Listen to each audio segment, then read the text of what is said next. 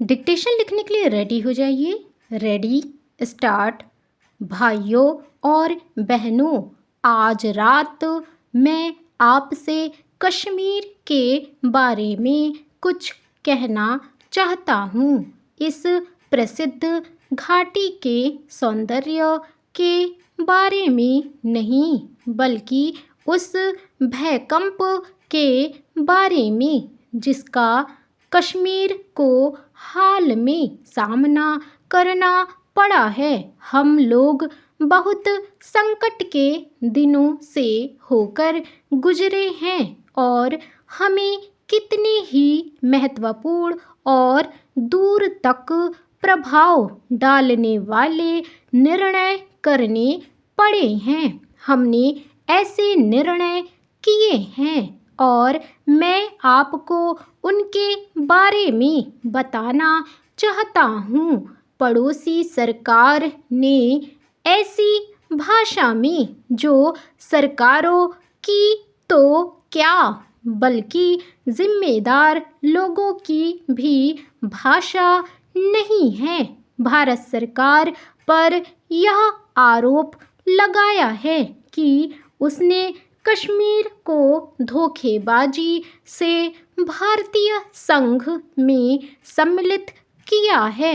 ऐसी भाषा के प्रयोग से मैं उनकी बराबरी नहीं कर सकता और ना ऐसा करने की मेरी इच्छा ही है, क्योंकि मैं एक जिम्मेदार सरकार और जिम्मेदार जनता की तरफ से बोल रहा हूँ। मैं मानता हूँ कि कश्मीर में दंगा और बल प्रयोग हुआ है, लेकिन प्रश्न यह है कि इसके लिए जिम्मेदार कौन है।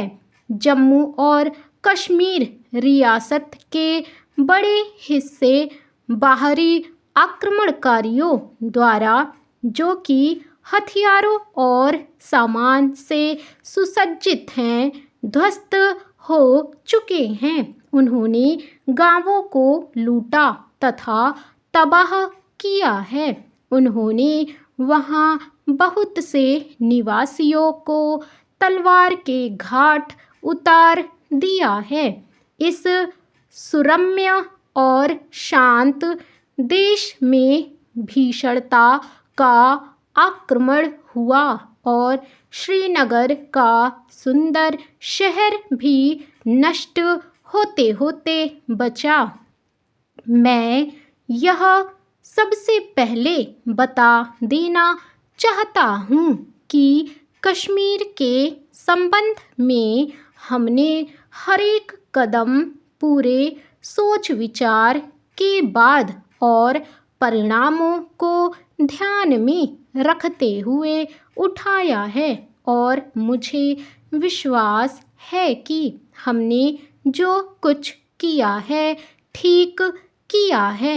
इन कदमों का ना उठाना हमारे लिए एक दायित्व के प्रति धोखा देना होता और बल प्रयोग के सामने, जिसके साथ ही साथ अग्निकांड, स्त्रियों के साथ बलात्कार और कत्ल हो रहे हों, बुज़दिली के साथ झुक जाना होता। कुछ हफ्तों से हमें जम्मू प्रांत के रियासती प्रदेश में आक्रमणकारी दलों के चुपके चुपके प्रवेश करने के समाचार मिल रहे थे। इस बात के भी कि कश्मीर और पश्चिमोत्तर सीमा प्रांत की सीमा पर हथियारबंद आदमियों का जमाव हो रहा है। हम संभवतः इससे चिंतित हुए, न केवल इस ख्याल से कि कश्मीर और उसके लोगों से हमारे निकट के संबंध हैं, बल्कि इसलिए भी कि कश्मीर बड़े बड़े राष्ट्रों का सीमावर्ती इलाका है। इसलिए वहाँ जो कुछ हो रहा है उसमें दिलचस्पी लेना हमारे लिए अनिवार्य है, लेकिन हम किसी तरह का हस्तक्षेप नहीं करना चाहते थे और न हम लोगों ने हस्तक्षेप का कोई कदम उठाया। हालांकि जम्मू प्रांत के एक हिस्से पर आक्रमणकारी चढ़ आए थे। यह कहा गया है कि जम्मू की ओर से पाकिस्तान की सीमा पार करके हमले हुए थे और मुसलमान मारे भगाए या निकाल दिए गए थे। भाइयों और बहनों, हमने बुराई की निंदा करने में कभी संकोच नहीं किया है, चाहे उसके करने वाले हिंदू हों या सिख हों या मुसलमान हों। इसलिए अगर हिंदुओं या सिखों या रियासत के कर्मचारियों ने जम्मू प्रांत में कोई दुर्व्यवहार किया है तो हम निश्चित रूप से उसकी निंदा करते हैं और उनके किए पर खेद प्रकट करते हैं। लेकिन मेरे सामने जम्मू सूबे के 95 गांवों की एक विस्तृत सूची है जिनका पाकिस्तान से आए आक्रमणकारियों ने विध्वंस किया है।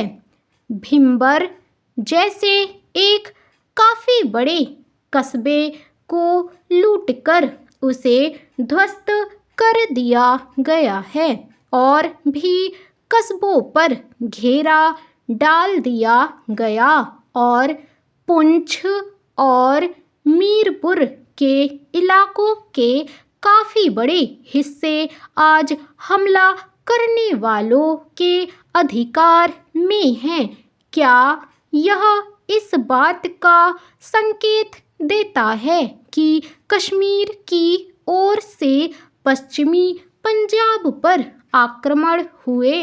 इससे क्या यह नहीं प्रकट होता कि पश्चिमी पंजाब से कश्मीर रियासत में बराबर संगठित हमले होते रहे हैं? इन हमला करने वालों के पास नए से नए ढंग के आधुनिक हथियार हैं। यह कहा गया है कि आग फेंकने वाले अस्त्रों का भी प्रयोग हुआ है और उनके पास एक बिगड़ा हुआ टैंक भी पाया गया है। इस समय के आसपास कश्मीर रियासत ने हमसे हथियारों की मांग की। हमने इस विषय में कोई जल्दी नहीं की। हालांकि हमारे रियासती और रक्षा मंत्रियों ने मंजूरी दे दी थी, तथापि वास्तव में कोई हथियार भेजे नहीं गए।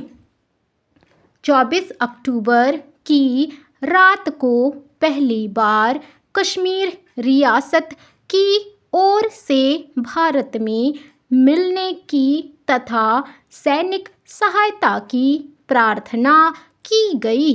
25 तारीख को हमने रक्षा समिति में इस पर विचार किया, लेकिन सेना भेजने के विषय में इस कार्य की प्रत्यक्ष कठिनाइयों को ध्यान में रखते हुए कोई निर्णय नहीं किया। 26 तारीख को सवेरे हमने इस मामले पर फिर विचार किया। अब तक स्थिति और भी नाजुक हो चुकी थी।